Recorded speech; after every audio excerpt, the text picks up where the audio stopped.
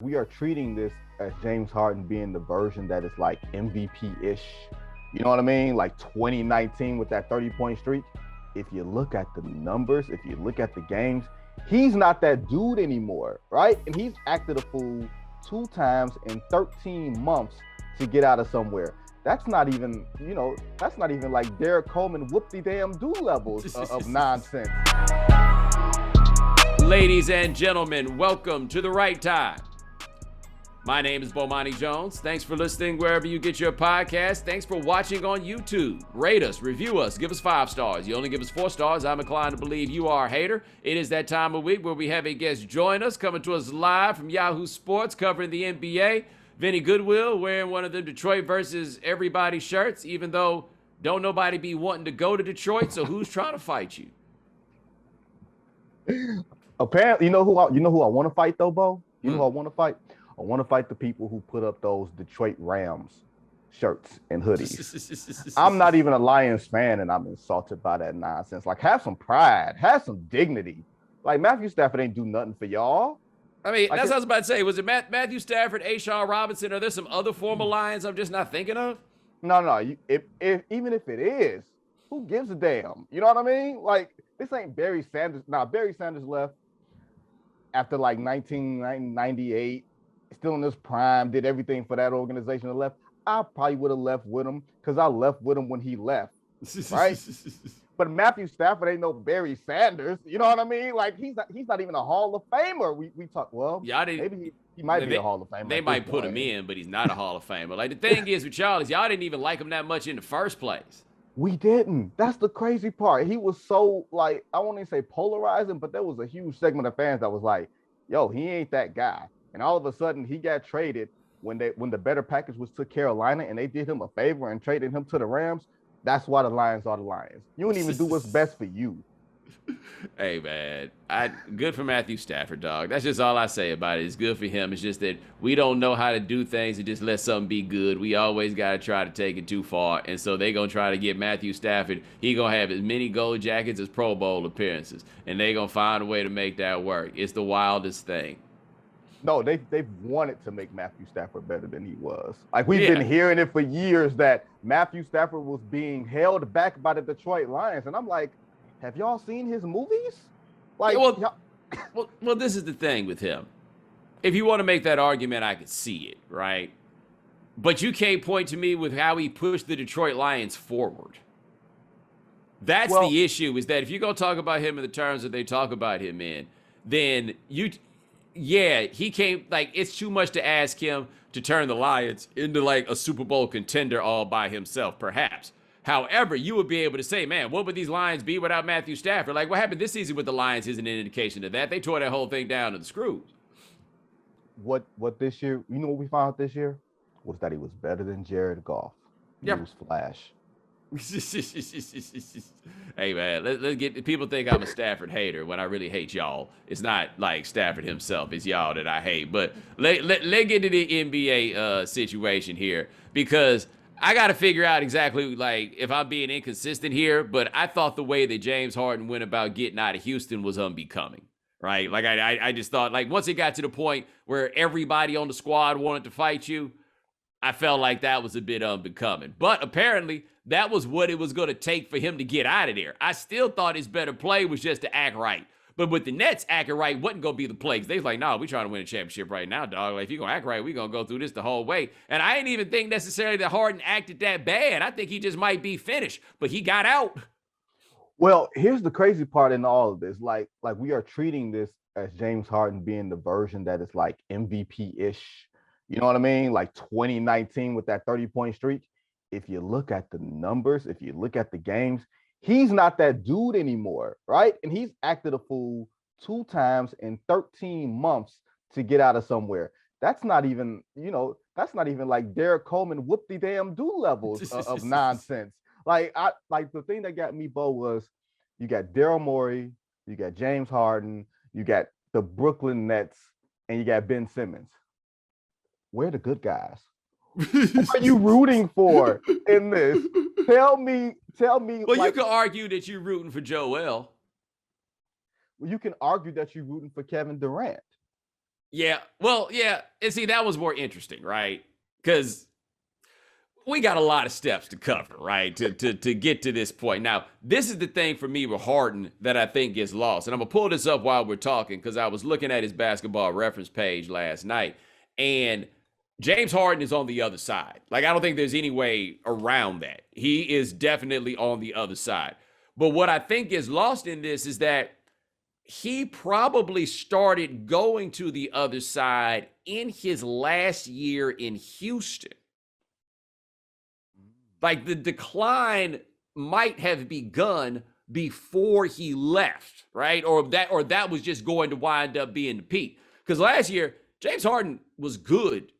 I don't think James Harden was the player that he was previously. Now, there was an adjustment in his role and everything else. But one of the things that we admired about James Harden for so long as a player is how many games he played. He played so many games, right? When you started hearing about people with load management and everything else, he played every game he could. He played lots of minutes in all those games, and they were hard minutes because so much of that was isolation basketball. He looks like a much different player right now than he did. We need to have like a term for this. Maybe call it like the Iverson theory, because you got James Harden on one side, and you got Russell Westbrook on the other side. And when it is done, the music stops. It don't slow down. It don't give you no warning. It is over. And James Harden is a guy who loves the nightlife, right? Russell Westbrook is not that type of dude, but he couldn't shoot. So basically what you're saying is two supremely talented players who had fatal flaws that were bound to catch up with them. With AI, it was the fact that he was 5'11" and 160 pounds and playing as hard as he did in that era while not taking care of his body in the way and not being a good shooter. And not being like all those things. And you kind of get like half and half with Harden and Westbrook. You know what I mean? Like last year, I think everybody looked at Harden as the guy, well, Kyrie's always out and they're sort of slow walking this Kevin Durant thing. Harden is the guy that's keeping this all together. That's why you heard a little bit of that MVP talk, which I really didn't buy last year. But I was like, all right, cool. Y'all think this is something, all right, whatever. This time around, the drop-off really wasn't that bad from last year, because if you look at the numbers, both, he's starting to get to the line as much as he did last year. Like, I don't have him in front of me, but I feel like he's getting to the line 8 times a game now. And starting off in the first month of the season, where he and Trae Young were like the poster boys for, we ain't calling this on y'all, he started to figure that out, and he's still not looking like the dude that he was before. That's the warning sign. And now you're telling me that after playing next to Kevin Durant, which is the easiest system superstar to ever play with, because he's so low maintenance, because you can do whatever you want to do around him, you mean to tell me that this is going to work playing next to Joel Embiid, who is having the year of his life and needs the ball everywhere on the floor that he can get it? You mean to tell me James Harden's going to adjust to that pretty well? I don't know if that's going to happen in the way that people think, unless he was so dogging it so bad that he's going to get himself into great shape, which I don't know if him getting himself into great shape is the great equalizer, at least not at this point. Maybe as a number 2, but I'm not sure. Yeah, I'm not sure that I don't feel like in shape is the problem. Right? Like, I don't think that's like, this is what I think is, you and I talked about this, what I think is maybe the most ironic thing about this trade with James Harden. Daryl Morey made a sentimental decision. Like, as much as we think of Daryl Morey as all these circuits and numbers and running equations and everything else and he went out there and, in order to try to save this season, got the man that made him, right? James Harden made him. There were some whispers about Daryl Morey, like, oh, this up-and-coming general manager type. But he wasn't made until he got James Harden, because that took a foresight that very few of us had, right? He went out there and said, I need to get a superstar, and he identified one on somebody else's bench. Yep. That's the guy who made him, right? But Morey's getting a guy who shoots 7 threes a game at like 33%. Because the thing about Harden was he was never a great three-point shooter. He was an incredibly willing three-point shooter, and he didn't take other wasteful shots. So he's getting his points in the ways that Morey would like it. Layups, threes, dunks, free throws, right? Like, that is what Daryl Morey wants you to do. That's how he wants you to do it. Harden did that, and in the end, in the watch, it all became very efficient. But if he's going to be secondary player off of Embiid, you got to be able to shoot threes, I feel like, to have the ball as much as he's going to have it. He has not been a very good three-point shooter. He is a willing passer. I don't think he gets nearly enough credit for that fact. But this isn't the guy that Daryl Morey had in Houston. Now, it's a win for the Sixers almost no matter what, just because you weren't getting anything out of Simmons, right? Like this is like whatever you get from Harden is comparison to zero when it comes to him. Like zero plus whatever Seth Curry would have given you. But it is wild to me that Daryl Morey, in order to try to make this work, went and got a dude that looks like he's over the hill, locked in to pay him almost $50 million for next year. But I'll give him credit. He ain't give him no extension right now. He ain't that sentimental. He can't give him an extension. That's true. He can't. But best believe, and once again, 2 points. James Harden doesn't have an agent right now, which is why he probably missed the deadline for opting into that. He's supposed to opt in before he got traded.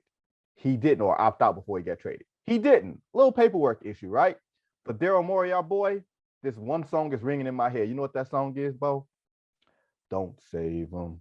He don't want to be saved. Don't save him. Y'all can go ahead and look that up. But here's the part of the three-point shooting that I think people missed. All those three-point shots that he takes are off the dribble. To play next to Joel Embiid, you got to be able to catch and shoot. You won't have time to catch, dribble, step back. It's not that type of operation. And I think that's going to be a bigger adjustment even than the volume number of threes that he's going to have to take in the spots on the floor where he's going to have to take them. He's not going to be able to take them from the wings and maybe the top of the key. He's going to have to take them from some other spots. And thirdly, my thing on this, you said 33%. You've got to be 36, 37 to make the numbers work for me. 33 almost turns you into we don't have to leave you open, but we ain't tripping about you being open. And with the margins being thin in the Eastern Conference, I don't know if that puts you over the top. Yeah. Like, does he understand that Embiid's probably been the best player in the NBA this year? Like, I mean, I think it's Embiid. I think the three best players in the NBA this year have been probably who the three were last year: Embiid, Jokic, and Giannis, right? Am I missing anybody? Nope, that's it. Like, does he get that, you are number two? Like, this is this guy's team here. Well, here's the thing. Was his biggest problem in Brooklyn the power structure in Brooklyn and him not having as much juice or him not having the juice, right? I think his problem is that he looked around and thought he was in a crazy house. I don't even know if it's about whether he had the juice or the power, or whatever it is, man. Is this dude waving sage in his face?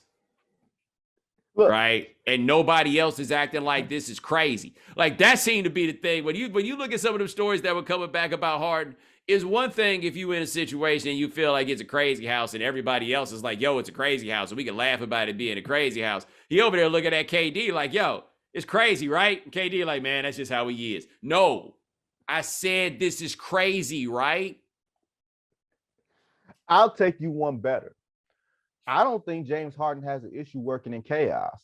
If he's the one that is, organizing the chaos. Like, that wasn't a great situation he had with Chris Paul, but by and large, he seemed like a main protagonist in this. In this one, he's like a bystander. And he's looking around like, okay, when he's here, he's doing sage in the locker room.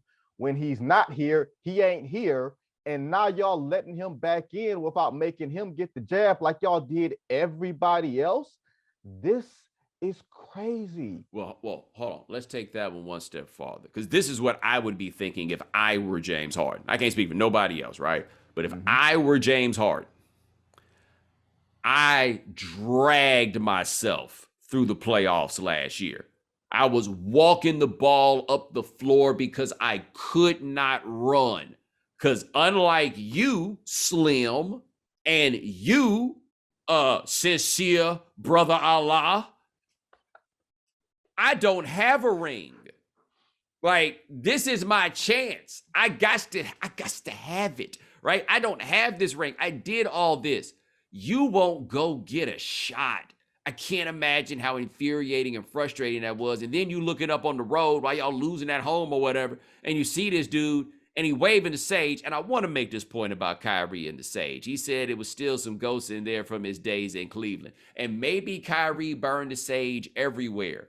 But the only two times I've heard about him burning the sage is in places where he used to play, which I feel like should start making you look at yourself, right? Like, maybe the problem is you. Like, you got back to Cleveland, like, yo, that thing that was in the air before, it feels like it's here. Yeah, they all say it leave after y'all get out of town.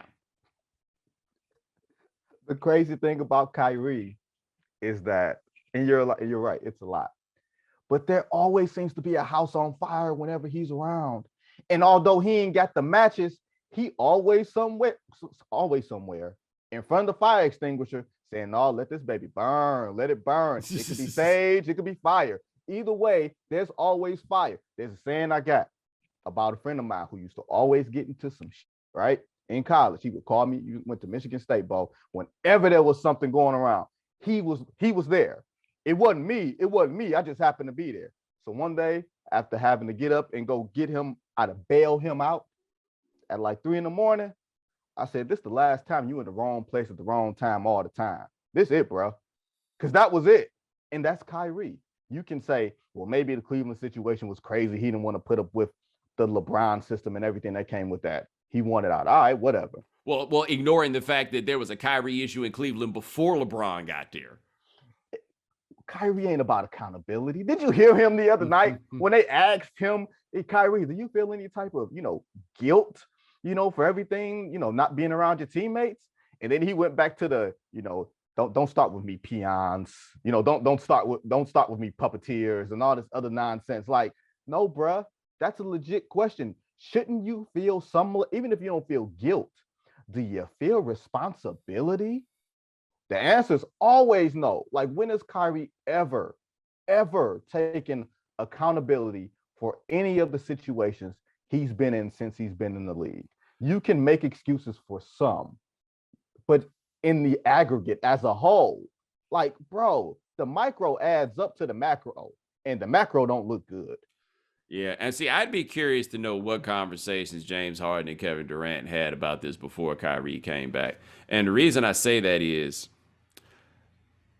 Durant wanted Kyrie to come back, right? Like, we know that. He wanted him back on the floor. In part, and I think it felt like, and I could be wrong here, but it felt like a panic decision during the Omicron shortage of 2021. Mm-hmm. Right? And everybody was going down and everybody was hurt. And it was just like, damn, okay, we need to get this dude back here. Got it. But did Durant not read the room properly?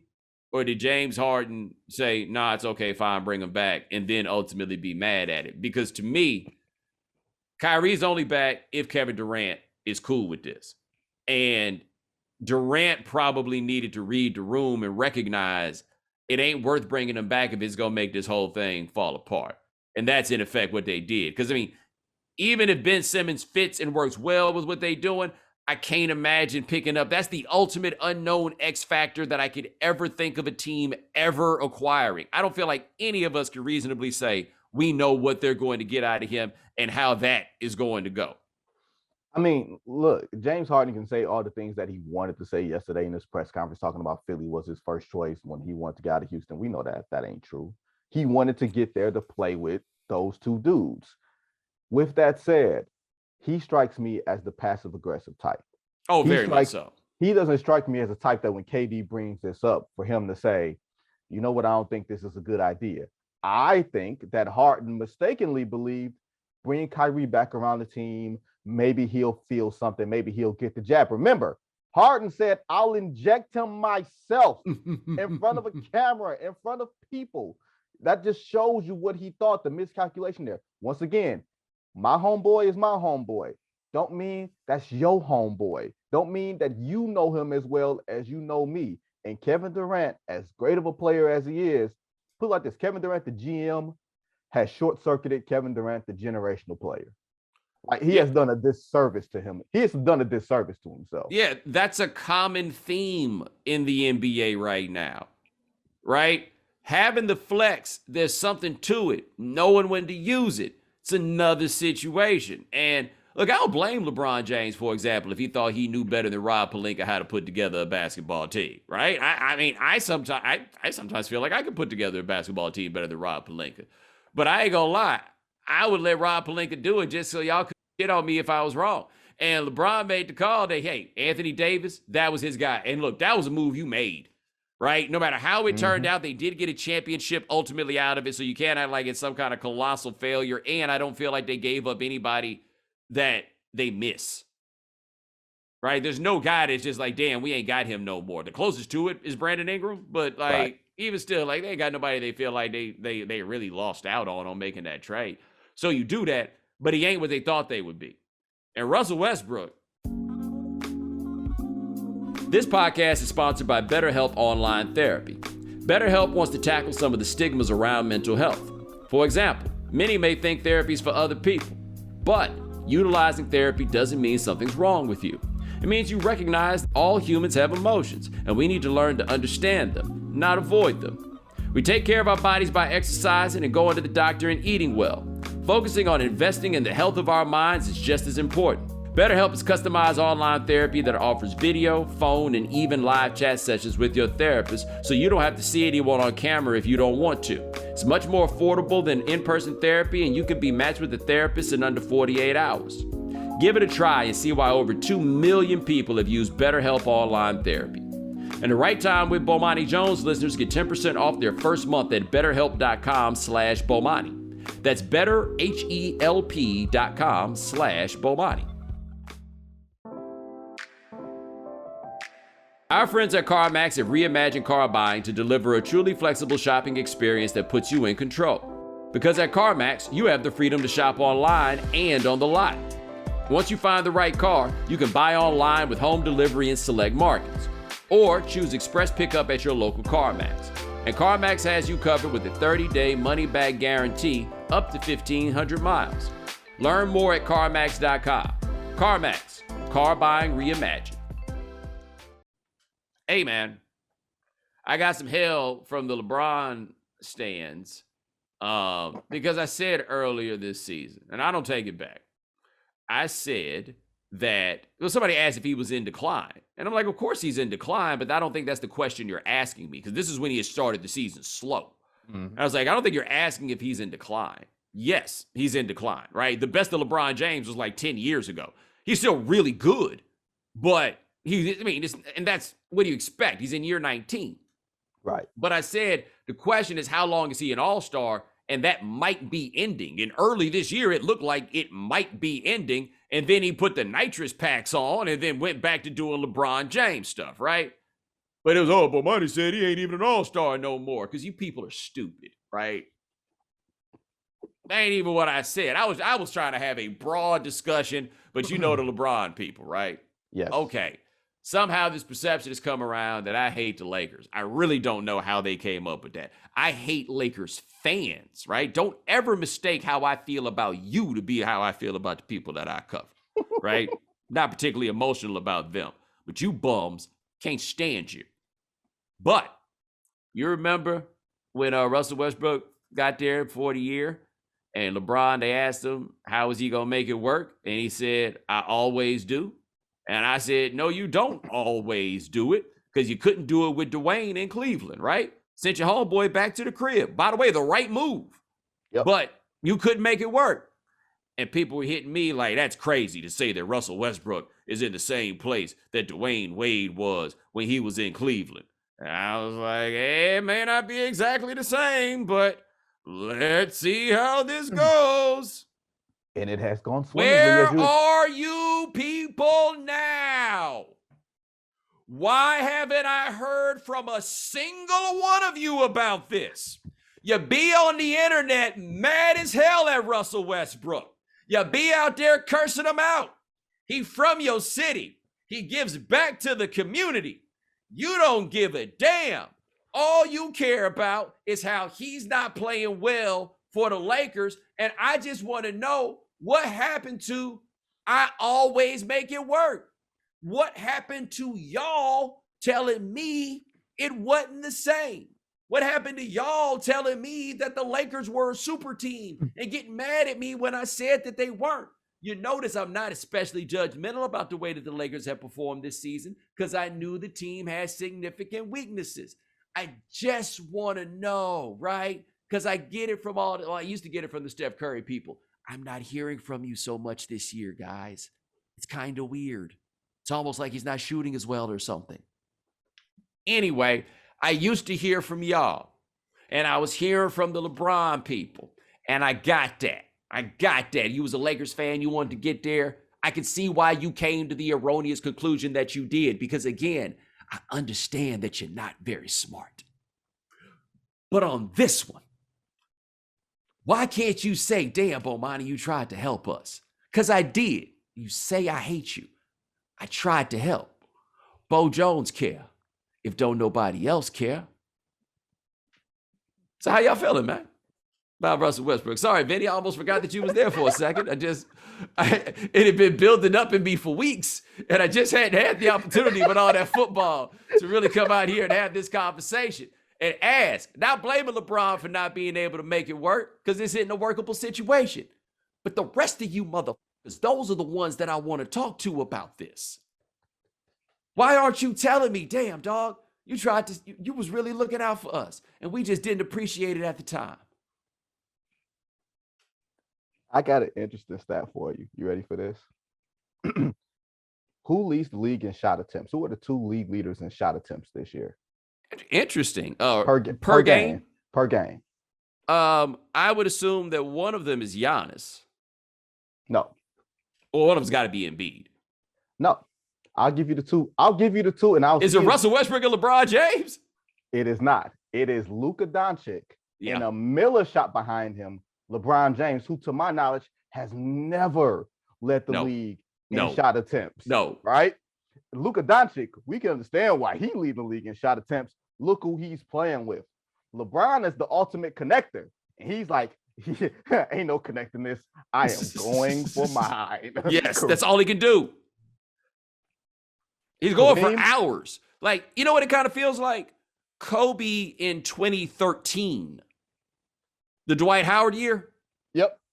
Where it just reached a point where he looked around and was like, I guess I'm just going to have to do everything. And Russell Westbrook is like, no, it's cool. I helped. He's like, no, I'm just going to have to do everything. Dude, can you imagine being LeBron, sitting down the last minute of the game where Giannis basically embarrassed your boy Anthony Davis, bullied him and punked him in front of national TV, and Russell Westbrook bring his ass over there and whispers to y'all, you know, I should have been on the floor with y'all in the fourth quarter. That's what I was brought here to be. Y'all look up at the scoreboard. You look up at Russ. You look at the scoreboard. You look at Russ. You know what you want to tell him? We down 25. What was you going to do? Make us down 35? Get out of my face. That's what the look on LeBron's face said. I was brought here to help y'all in the fourth quarter. He's like, what about these other fourth quarters? You done been here and been shooting the ball on the side of the backboard, missing defensive assignments and everything else. And I'll tell you the other part of it. And LeBron is he's great at this. LeBron is always kind of around the scene of stuff, but never has his fingerprints on something. Mm-hmm. You think Frank Vogel would bench Russell Westbrook in the second half of games or in the fourth quarter without LeBron James being in on it or being notified? No, because you couldn't get away with that without having backup. Like, if Russell Westbrook act up about it, you got to have LeBron be like, no, this is what it's going to be. But LeBron publicly ain't saying that. He said, how you think he's supposed to feel? He been in this league all this long. He been a superstar. How you think he's supposed to feel? I get why he not talking to y'all. He comes across like Pontius Pilate, washing his hands of the whole situation, when basically he like, hey, coach, you got to do what you got to do. I know you ain't got many options, but that's your job. Ain't it. That's your job. Now so the 2, I would say, most ambitious roster experiments of the last few years have been LeBron going to the Lakers and what's happened in Brooklyn. What happened in Brooklyn, I mean, maybe they pull it together this year, but I mean, you have to say it's been a failure. Absolutely. Like, I mean, and granted, again, that can change if they turn James Harden into pieces that win a championship. I don't see that happening, but it's possible. I also think part of what's been ignored here again, just because these dudes don't feel old don't mean they not old. You know, so the Nets got guys that are hurt all the time, right? And in part because you got guys who are not young. But what happened in Los Angeles is more interesting because they figured, hey, if nothing else, we get LeBron, we go make the playoffs. The first year they didn't make the playoffs. He got hurt like the first serious injury of his career, but he gets hurt. They win the championship next year after they trade the farm for Anthony Davis. And that is starting to look anomalous, not because they weren't good during the regular season, because they were.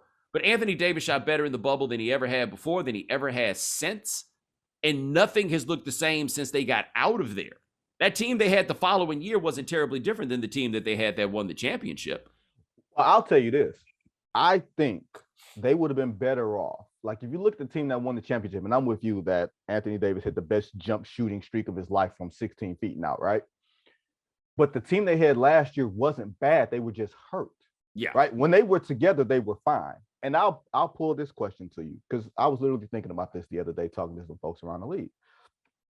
You're probably in the greatest, or at least the back end of the greatest talent-rich stretch of basketball, probably since the 2014 80s, right? Is it better for you to have two superstars and not load up on a third, because that basically leaves the margin for error to be so thin, and your resources are so thin that you wind up getting the Dwight Howards and Blake Griffins of the world, who are clearly not what they were? It's just, I won't say the model shifting, but is it gluttonous to get more than two superstars and it leaves you vulnerable everywhere else? Well, here's the thing about that. When you get the three, you then have a tendency to you got to fill in those spots with minimum salary players, who typically have to be guys who have already made a lot of money. But if I've already made a lot of money, but I'm willing to take a minimum, you know what that means I am? Washed. Old. That means I am trying to ride somebody else's train, right? Like that. So I think that raises a very interesting question about construction. Because look, this thing for the Lakers is, because you're right about the hurt part, but it's still entirely possible that they're going to get through 4 years of this and have 3 years where they don't get past the first round of the playoffs. But the 1 year that you did, you won a championship. That's not to discount the championship. That's not to put an asterisk on the championship. But this still isn't what they thought they were getting. They didn't think they were getting in. I mean, I certainly didn't think they were getting in on the maybe we get it one time, right? We trade our whole team to try to win this 1 year with Anthony Davis.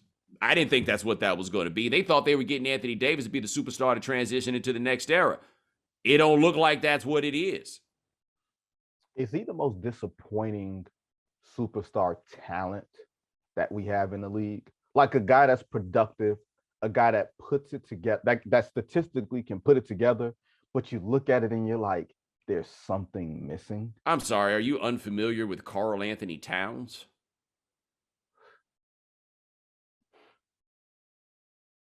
What I will say is, when I look at Karl Anthony Towns, I see someone really, really unique and gifted. When I look at Anthony Davis, I'm like, why is he not Tim Duncan? Fair, but I have seen Anthony Davis take a team to the second round of the playoffs, not entirely by himself, but absolutely as the best player on the team, right? There's no reason why Karl Towns has never been able to get a team to the playoffs by himself out there where teams are losing 18 games in a row. Like, I do think Davis definitely fits this, and it makes you wonder if he had a little more Kevin Love in him than we realize, in the sense that he put up some of these gargantuan numbers. But where you get disappointed by him is just, it's not even really offense. It's the expectation that he could be an all-time dominant individual defensive player. And you would think that in this day and age, that the dominant defensive player that Embiid is, that Anthony Davis has the skills, talent, and the physical, like the body, that would be the guy that would be that player now. But Embiid is still an absolute vortex, right? If I'm in here, the lane is closed. There's nothing for you to do while I'm out here. Anthony Davis ain't that. To me, that's the disappointment. Not even him staying on the floor, not even the whole jump shooting part of Anthony Davis not really working out. It's the fact that I look at him and I'm like, you should be dominant on at least that end of the floor. Because when you are dominant, it's so special to watch that when he's not, you're like, damn, bro, are you out here? Why is it a freeway to the layup line right now? And then when I saw Giannis, I don't know if you saw this play, Bo. This was the most Debo play that I've seen in a minute. AD tried to post LeBron like second play of the game. Tried to post him. Giannis pushed him out of the lane, pushed him off the blocks, pushed him maybe 17 feet out. AD gave up the position, caught it, put him like 2 dribbles, like a little shimmy move. Giannis caught that jumper. Give me that. Russell came down the lane next time. Giannis, give me that. Next time, LeBron came down the lane. Give me that. Tweet. He literally sent everything back. And that's the dude I want Anthony Davis to be. Right. That's the thing. That shouldn't happen on Anthony Davis's watch. Right? Like, as good as he is, that shouldn't happen on your watch. And so, yeah, I mean, they thought that they were putting together something. We got a chance to win a championship just by having these 2 dudes, and then we figure out the rest later. And that isn't the team that they actually put together. Now, again, LeBron James bears a measure of complicity in this. And I wonder if at some point guys are going to realize you got to bet on the organization. Like, I give Steph Curry credit for that. He bet on his organization. And what do you know? They are good in a way that I didn't think would be possible at this point with the run of players that they've had, right? Like year 8, basically, of this run with keeping the same core of guys there. And even with Draymond Green not being as good as he was, even with Klay Thompson not being as good as he was, even with Steph Curry not being as good as he was, the organization bet was the right bet. LeBron, when he went to Miami, I think he was betting on Dwayne, but he really wound up betting on an organization and then went to 2 not-so-great organizations after that. They won a championship in Cleveland, not discounting that part, but it's just one. Right? The Lakers, I get it. They won that championship, but look at what this is now. What if he stays in Miami and bets on the organization? They're probably championship caliber every single year, and not just because they have LeBron James. Well, I mean, if you think about it now, and I'll give you my hot take of the day. Bo, ask me who I think will be the 2 teams in the Eastern Conference Finals this year. Well, I think it'll be, I would say my guess is Milwaukee and Miami. That's my guess. And that's a team that's put it together on the fly. They don't have a superstar in the traditional sense of top 3 player, top 10 player. But Jimmy Butler and Bam Adebayo, damn good. Kyle Lowry, those guys putting it together. Like you said, you bet on even 75-year-old Pat Riley and what they do. They have a style. And if nothing else, I think being down there might have been able to save LeBron's body a little bit more. Even outside of the demands that Spo has of the body fat and everything else, I think you wind up playing a style as you get older that saves you. Not that LeBron isn't playing a style now that he's, being as efficient as possible, but the holes don't look as bad because you don't need LeBron to be a top-line defensive player. The Lakers kind of need LeBron to be a top-line defensive player now, and he clearly is not that. Well, see, that ties us back to kind of what we had with Harden, right? Cutting the price of your wireless bill feels good, really good. Actually, feels great. You should try it. So cut your bill by switching to Straight Talk Wireless, now offering our $45 Silver Unlimited plan. That's unlimited high-speed data and 5 gigabytes of hotspot for just $45 a month. Get nationwide 5G on America's largest, most dependable networks.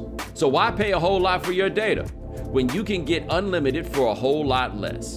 The $45 unlimited plan from Straight Talk. Straight Talk Wireless. No contract, no compromise.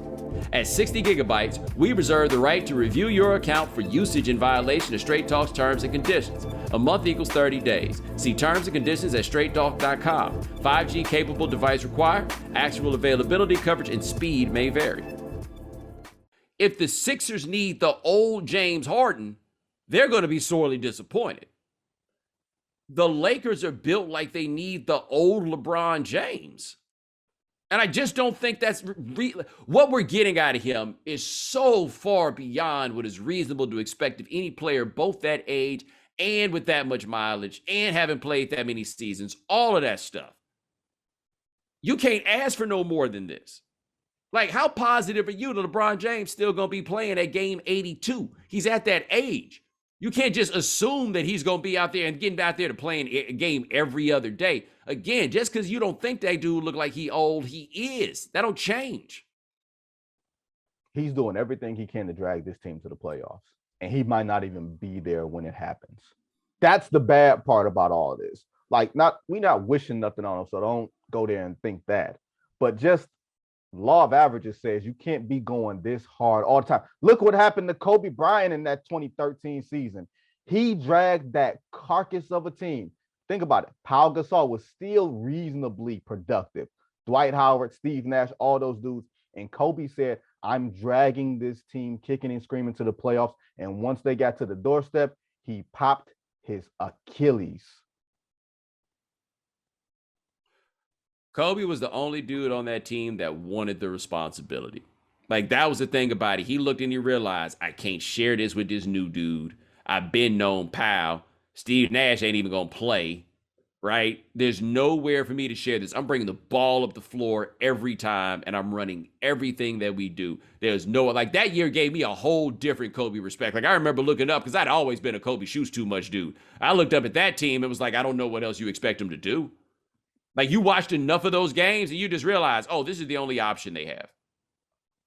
And not just that. And I'll take this back to the Russ trade for you, Bo.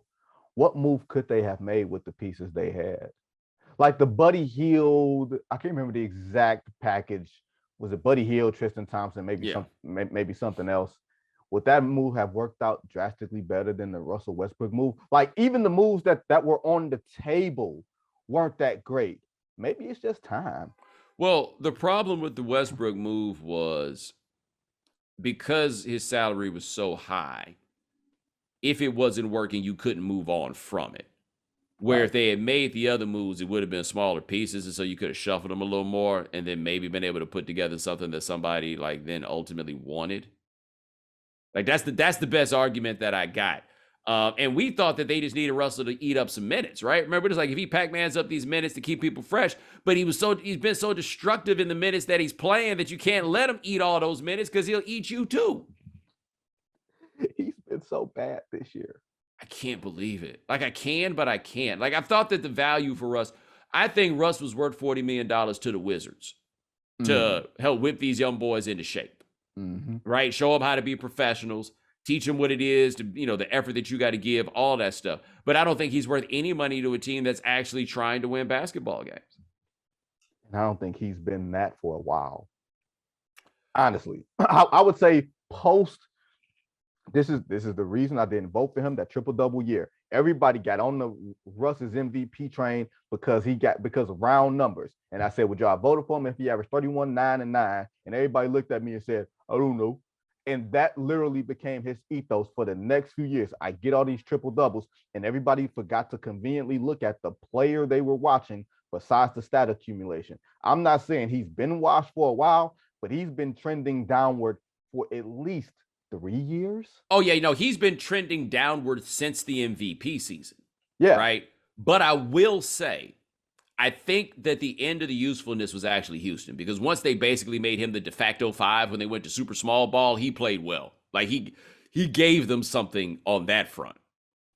And maybe that's a place that you can put him now, is in that sort of dunker spot, but then you got to work all these other pieces around. And I don't know if what you get out of Russ that makes him productive makes you better because of everything else that you got to do to accommodate him. And because LeBron is the ultimate accommodator, and he's not the passer anymore. He's right. the shoot guy now. This thing I won't say it could get ugly, because it is ugly, but it's almost to a point where we got to kind of ignore the Lakers until they win a few games. If they win a few games. No, they don't matter right now. No. Like, they matter because they're the Lakers, but they're just not that good. Right? Like, there's no tap dance about it or whatever. They're just not that good. The only tap dancing there is to be done is I tried to help you guys out and mitigate your little expectations, and y'all didn't want to listen to me and call me some variety of hater. But you can't say I was wrong about that, dog. Oh, no. And I would actually like for you to tell me how correct I was. Not you. The tube. You know what I'm saying? Tell me how right I was. I don't get that very much. People assume I already know it, so they don't give me affirmation. Well, you came on here and you bowed and you said, you know what, Golden State, y'all get it right. Because me and you both sat on here some podcast ago and said, oh, it's over. And I'm like, damn, it ain't quite over. Right. Not like Teddy Riley, it ain't over, but it's a little juice left in that. Like I say, it might be over, but it's a lot more left than I thought it would be. Now, the one thing on Golden State, and we got to wrap soon, but the one thing on Golden State I do think I was right about before, remain right about, which is people have been far too optimistic about what you're going to get out of a dude that tore his ACL and then tore his Achilles and is in his 30s. Like, he had that game where he scored, where he went bananas in the fourth quarter. But I was watching that when his name is Austin Reeves. I almost put that in a different way. But when Austin Reeves blocked that layup of his, hey, man, now Klay Thompson is the worst layup shooter ever of an all-star caliber NBA player. Like, I don't want to forget about that part. But that dude just went and pitched it. And yeah, Klay went off after that, but that looked like a dude that's finished. He can still go crazy here and there, but athletically, I don't see it. I think that looks done. And they might be better off not playing him. Well, I think it's one of those things where it's symbolic of what he can't do on the defensive end. Because you need that explosion, that strong foot explosion to be able to slide. And that was one of Klay's best values, was defensively. You can put him in front of a scorer and feel comfortable that you don't got to compromise the rest of your defense. If he's not that guy, and granted, they got Andrew Wiggins, who, mind you, stared LeBron in the face in the fourth quarter and popped a three in his eye. And I was like, whoa, I was shocked. I was like, young fellas nuts. You know what I mean? Like, I get it. But if you need two wing defenders and one of them is supposed to be Klay Thompson, regardless of what he does on the other end, some of his greatest values on the defensive end, I don't know if you can count on him there. You can put him on the floor because for the explosive offensive, what he gives you, because you got to defend them. But defensively is where Golden State is struggling right now. And defensively is where you can't cut on a dude with an Achilles and an ACL. Yeah, like it's gone better than I thought it would. But Steph also, this has not been a great Steph season. Like, it's not like he's been bad, but this hasn't been. I always say the margins for that team were with, like, Klay Thompson shooting 45% from three and Steph shooting somewhere in the same neighborhood. Like, when those numbers start shaving down to just being very good rather than excellent, I don't know if they built to deal with that. But, hey, man, we gonna see that. Vinnie Goodwill. Check him out. Yahoo Sports, NBA TV, Sirius XM Radio. I feel like I forget to run down all the things that you're doing right now. You out here killing it, dog. Peacock. Peacock. Forgot to be on there too. Kill it, man. But hey, ladies and gentlemen, thanks so much for joining us here on The Right Time. Thanks for watching us on YouTube. We do this 3 times a week. Gabe Bassane and Adi Khan handling things behind the scenes. Thank you, gentlemen. Remember, follow The Right Time. Rate us, review us, give us 5 stars. You only give us 4 stars, I'm inclined to believe you are a hater. And we'll talk to you guys in a couple of days. Take it easy.